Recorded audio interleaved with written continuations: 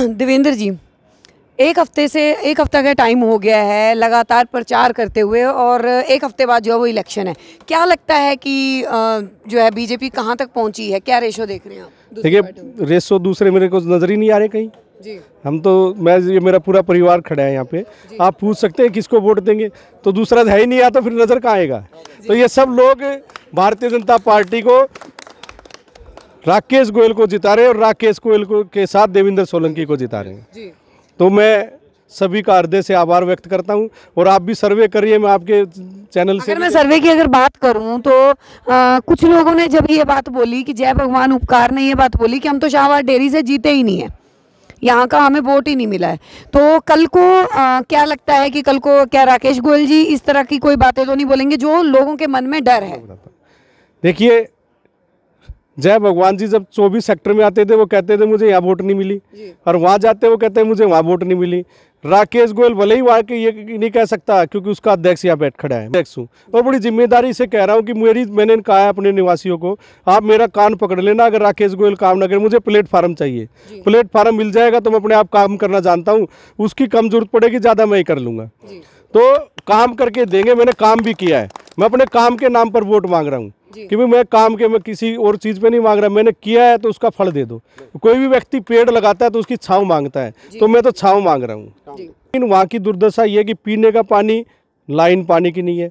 वहाँ पर लोग आज बोल रहे हैं रीसेटलमेंट कॉलोनी पूरी दिल्ली के अंदर एकमात्र वो है जहाँ सीवर लाइन नहीं है।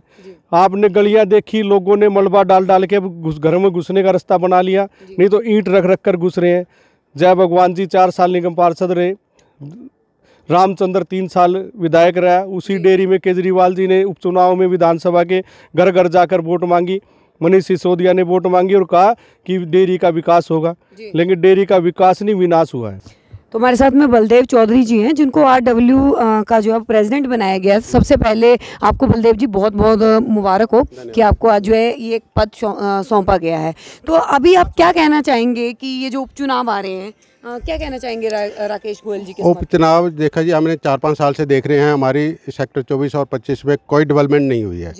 क्योंकि जब भाई हमारे छोटे भाई देवेंद्र सोलंकी जी थे, काउंसलर थे, और इन्होंने जो सेक्टर 24 और 25 में डेवलपमेंट कराया, इनको कभी आदमी भूल नहीं सकते, और अभी तक भी ये कामों में जुड़े हुए हैं। वहाँ पे जय भगवान उपकार जी पहले काउंसलर थे, फिर उन्होंने कोई जहाँ पे सेक्टर 24 में आके झांका भी नहीं, फिर उसका MLA बन गए, उसके बाद कभी आए नहीं है। वो कहते हैं हमें आने की ज़रूरत ही नहीं है, हमारा तो शाहबाद डेयरी से काम चल जाता है।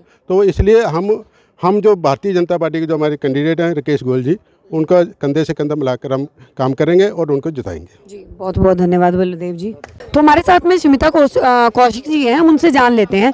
स्मिता जी, लगातार आपको देखा गया है कि आप जो है रैलियों में, नुक्कड़ सभाओं में आप नजर आ रही हैं राकेश गोयल जी के समर्थन में, तो क्या जनता को क्या संदेश देना चाहेंगी, जो शाहबाद डेयरी की जनता है, कि वो राकेश गोयल को क्यों जिताएं? अगर वो जीत के आते हैं तो वो ऐसा क्या करके जाएंगे? अगर आप बात करते हैं राकेश गोयल जी को जिताने की, तो मैं राकेश गोयल जी को, उनके व्यक्तित्व को बहुत सराहनीय रूप से आपके सामने प्रस्तुत करूंगी, क्योंकि जब कोरोना काल था, वैसे तो वो पार्टी के हमारे पहले भी यहाँ से प्रत्याशी रहे हैं, और उनको बहुत भारी बहुमत मिला भी था पिछली बार भी, केवल कुछ वोटों की वजह से उन्हें हार का सामना करना पड़ा था। लेकिन उसके बावजूद भी राकेश गोयल जी की ये खूबी रही है कि उन्होंने जनता का साथ कभी नहीं छोड़ा, क्योंकि उन्होंने ये देखा कि जितने लोगों ने उन्हें प्यार और समर्थन उस समय दिया था, और वो लोग तो उनके साथ हैं ही, पर जिन्होंने नहीं दिया था उनके लिए भी वे दिन रात अपने क्षेत्र में थे। और कोरोना जैसी महामारी जब पूरे देश ने उसको जकड़ लिया था, उस दौरान जब सब लोग डरे बैठे थे अपने घरों में, लेकिन राकेश गोयल जो जनता का बेटा की छवि उन लोगों के दिमाग में है, उनकी उस छवि को लेकर वो लोगों के सामने आए थे, और उन्होंने अपने स्वयं के पैसे से, कहीं से कोई मदद नहीं थी, लेकिन स्वयं के पैसे से उन्होंने लोगों को राशन बांटा, खाना बांटा, पका हुआ भोजन, सूखा भोजन, सब कुछ राकेश गोयल जी ने अपनी तरफ से किया। Please like, subscribe our channel Jan Uday and hit the bell icon.